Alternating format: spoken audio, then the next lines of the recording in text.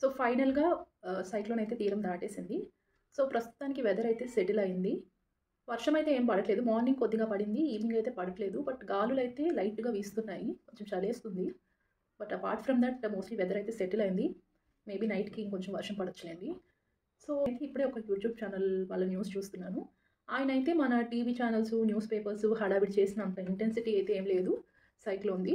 Even తీరం దాటిన రీజియన్‌లో కూడా మరీ అంత ఇంటెన్సిటీ లేదు అని చెప్తున్నారు. ఇదెందుకు నేను చెప్తున్నానంటే లాస్ట్ 1 వీక్ నుంచి మన టీవీ ఛానల్స్ తెగ హడావుడి చేసేస్తున్నాయి. లైక్ భారీ, అతి భారీ, బీభత్సము, అల్లకల్లోలం అయిపోతుంది. హుదూద్ 2.0 ఇంత భారీ సైక్లోన్‌ని మనం ఎప్పుడు చూసుండము. ఇలాంటి ఎక్స్‌ట్రీమ్ థంబ్‌నెయిల్స్ పెట్టి వీడియోస్ అయితే చేస్తున్నారు. అండ్ నాకు ఇప్పటికీ బాగా గుర్తుంది. హుద్‌హుద్ సైక్లోన్ నైట్ అసలు మాకు ఇంట్లో నిద్ర పట్టలేదు. ఎందుకంటే అంత రీసౌండ్ అనమాట. ఆల్మోస్ట్ 200, 220 ఉన్నట్టుంది అప్పుడు విండ్ స్పీడ్. సో, ఆ స్పీడ్‌తో విండ్ వచ్చి వాల్స్‌ని తాకితే ఎంత రీసౌండ్ వస్తదో మీకు తెలిసే ఉంటది.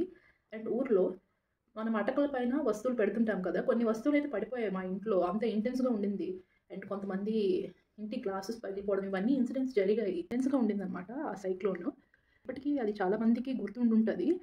నిన్నటి సైక్లోన్ విండ్ స్పీడ్ అరౌండ్ 90-110 అన్నారు. సో, రెండిటిని కంపేర్ చేస్తే ఇది కొంచెం తక్కువ ఇంటెన్స్ అనే చెప్పాలి. అంటే మరీ అలా అని అసలు ఏ నష్టము జరగలేదు. అంతా బానే ఉంది. అలా అని నేనేం చెప్పట్లేదు. ఇప్పటికి చాలా నష్టం జరిగింది. చాలా పంట పొలాలకు నష్టం జరిగింది. మెయిన్‌గా కోనసీమ ఆ రీజియన్స్ కాబట్టి. అండ్ నెక్స్ట్ చాలా దగ్గరలో ఇప్పటికి భారీ వర్షాలు పడుతున్నాయి. అండ్ ఫ్లైట్స్, ట్రైన్స్ క్యాన్సిల్ చేసేసారు. చాలా దగ్గరలో చెట్లు పడిపోయాయి. వాటర్ స్టాగ్నేట్ అయ్యి ఉంది. కొన్ని రోడ్స్ అన్నీ క్లియర్ చేస్తున్నారు ఇంకా. రెస్క్యూ ఆపరేషన్స్ ఇంకా జరుగుతున్నాయి. అండ్ లోతట్టు ప్రాంతాల్లో ఉన్న ప్రజల్ని రీహాబిలిటేట్ చేస్తున్నారు. ఫిషర్‌మ్యాన్‌కి చాలా ఇబ్బందయింది. కొన్ని విజువల్స్ కూడా మనం చూసే ఉంటాము టీవీలో. చాలా బాధాకరంగా ఉన్నాయి. ఈవెన్ మాకైతే నిన్నంత పవరే లేదు. అండ్ నేను లాస్ట్ 3 డేస్ నుంచి ఒక డెంటల్ అపాయింట్‌మెంట్ ఉంది. నేను ఎళ్ళలేకపోయాను వెదర్‌కి. ఇబ్బందులైతే ఫేస్ చేస్తున్నాం. ఏమి ఇబ్బందులు ఫేస్ చేయట్లేదు అని నేను చెప్పట్లే గానీ, మన న్యూస్ పేపర్స్ మరీ ఎక్స్‌ట్రీమ్‌గా రాసేసి హుద్‌హుద్ లాంటి సిట్యుయేషన్ వచ్చేస్తుందని ఊరికనే ఎందుకు అట్లా పానిక్ చేస్తారో నాకు అర్థం కాదు. అంటే అన్ని న్యూస్ ఛానల్స్‌ని నేను అనట్లేదు. ఆ న్యూస్ ఛానల్స్ ఏవో కూడా మీకు తెలిసే ఉంటాయి. అండ్ ఎస్పెషల్లీ ఒక యూట్యూబ్ న్యూస్ ఛానల్ కోసం మనం చెప్పుకోవాలి. ఆ పేరు నేను మెన్షన్ చేయట్లేదు గానీ మీకు తెలిసే ఉంటుంది అంత ఫేమస్ కాబట్టి. సో, ఆయనైతే పోర్ట్ ఏరియాకెళ్ళిపోయి అక్కడ జనరల్‌గా వర్షం పడితేనే సముద్రం చాలా భయంకరంగా ఉంటుంది. మీరెప్పుడైనా అబ్జర్వ్ చేశారో లేదో కానీ, మొత్తం నల్లగా అయిపోయి విపరీతమైన గాలొస్తుంటుంది. మేబీ మీరెప్పుడైనా బీచ్‌కెళ్ళుంటే తెలిసుంటది. అలాంటిది సైక్లోన్ అంటే ఎంత భయంకరంగా ఉంటుంది కదండీ! ఆయన ఆ విజువల్స్ చూపిస్తూ ఏదో టైటిల్ పెట్టాడు. చాలా క్యాచీ థంబ్‌నెయిల్ అనమాట. ఆకాశంలో సుడిగుండం అంట టైటిల్. అది పెట్టేసి ఏదేదో చెప్పి చాలా అద్భుతంగా ఉంది అని చెప్తున్నాడు. సైక్లోన్ అంత అద్భుతంగా ఉంటదేమో మరి ఆయనకే తెలియాలి. అంటే ఒక అవేర్‌నెస్ క్రియేట్ చేయాల్సిన వాళ్ళు, వాళ్ళ రేటింగ్స్ కోసము ఎందుకంత ఊరికనే పానిక్ చేసేస్తారో అర్థం కాదు. అండ్ ఏదో ఒక థ్రిల్లర్ మూవీ ఎక్స్‌ప్లెయిన్ చేస్తున్నట్టు న్యూస్‌ని కవర్ చేస్తారు.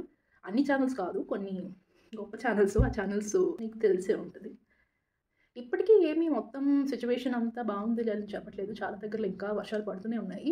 అండ్ ఈ టైంలో మన హెల్త్‌ని కూడా మనం జాగ్రత్తగా పెట్టుకోవాలి. ఎందుకంటే వాటర్ ఎక్కువ స్టాగ్నేట్ అవ్వడం వల్ల వాటర్ బోర్న్ డిసీజెస్ వచ్చేయడానికి చాలా ఛాన్సెస్ ఉన్నాయి. సో, ఇప్పటికైనా మనం సిట్యుయేషన్ అంతా కంట్రోల్‌లోకి వచ్చిందని చెప్పలేము గానీ, అంటే ఈ న్యూస్ ఛానెల్స్ ఎందుకు అంత పానిక్‌ని క్రియేట్ చేస్తాయో మరి. ఒక కైండ్ ఆఫ్ ఫియర్‌ని ఊరికనే ఒక అవేర్‌నెస్ క్రియేట్ చేయాలి కానీ వీళ్ళు ఒక భయాన్ని సృష్టిస్తారనమాట. ఎస్పెషల్లీ మన తెలుగు న్యూస్ ఛానెల్స్. సో, మీకేమనిపిస్తుందో మీ థాట్స్ ఏంటో కూడా కింద కామెంట్ సెక్షన్‌లో షేర్ చేసుకోండి. And thoughts it for this video. By. Take care.